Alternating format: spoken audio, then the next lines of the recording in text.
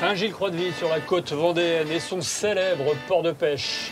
Une terre de marins par excellence, mais on le sait moins, une terre de rockers pur et dur. D'ailleurs, on va aller à la rencontre d'Olivier qui a monté son premier café-concert club il y a 1 an. Et pour se rendre au Roxy, c'est pas compliqué, il suffit juste d'accoster son bateau dans la zone industrielle, juste à côté.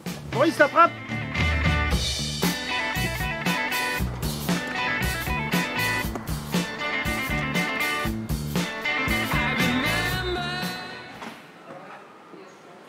Salut Olivier. Salut Denis, bienvenue au Roxy. Bah merci. Je vais te mettre un petit badge, comme ça tu pourras circuler partout. Là c'est les Dogs, on a les Fleshtones, les Ramones, Blondie. Votre groupe culte, ce serait? Les Fleshtones, les Undertones, c'est 2 groupes vraiment qui m'ont marqué quand j'étais jeune. Un pour le rock garage et puis l'autre plutôt pour le punk rock anglais. On a des murs en velours qui sont chics et puis on a aussi des murs en béton, des affiches déchirées. Alors le Roxy, c'est un club qui existe toujours à Los Angeles, mais c'est pas là que j'ai piqué l'idée. C'est le Roxy de Londres qui a existé 100 jours entre 76 et 77 et où il y a eu une centaine de concerts punk à l'époque et donc qui a fermé. Le premier défi quand on a ouvert, c'était de durer plus longtemps que le Roxy de Londres, ce qui est fait. On quitte le bar-resto et on accède à la salle, au hall de la salle de spectacle, la salle de concert. Ah oui, belle salle. Combien de personnes ici? 300 personnes. On peut mettre 270 personnes dans la fosse et puis au balcon 30. J'ai commencé à aller au concert, j'avais 20 ans, donc il y a une quarantaine d'années. Et c'était cet esprit de voir les groupes de près. Et puis voilà, à l'époque il y avait du pogo, mais il y en a moins maintenant. Mais voilà, il y a la proximité qui fait qu'il y a une autre ambiance, quoi. On regarde pas les concerts sur écran, là.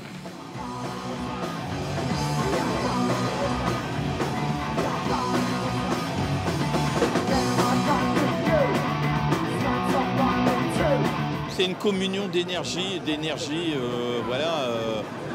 primaire, dans tout ce qui est rock and roll, 70s, 80s, voilà, c'est ça le Roxy, quoi. En tant que jeune, j'en cherche assez régulièrement des lieux comme ça, avec quelques concerts, un bon rapport qualité-prix, un peu d'ambiance.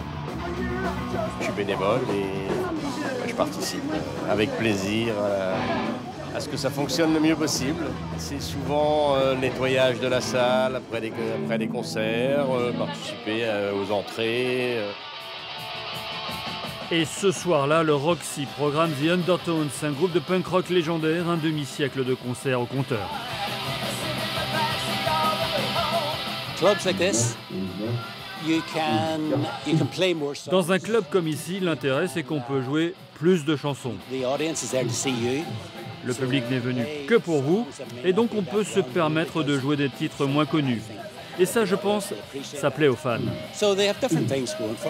Alors c'est vrai, à chaque fois, avant le live, il y a souvent plein de trucs à vérifier ou à régler. Mais bon, une fois que tu montes sur scène, c'est trop tard pour t'en inquiéter. Il n'y a plus qu'à jouer.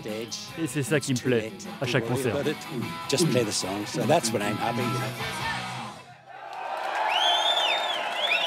Dans un club privé, on n'a pas d'aide, donc il faut assurer tout, sinon le modèle économique est compliqué. Il ne faut pas se cacher, il y a beaucoup de concerts où on n'est pas à l'équilibre. On est dans le négatif, donc avec les aides d'entreprise, on y arrive. Quand on veut faire découvrir des groupes émergents, c'est plus compliqué.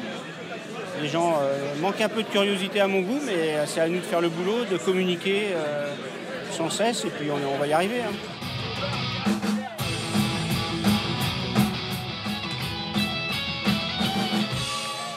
Le Roxy à Saint-Gilles-Croix-de-Vie, c'est une jauge de 300 personnes. Mais la particularité de cette salle, c'est qu'elle dispose d'un balcon.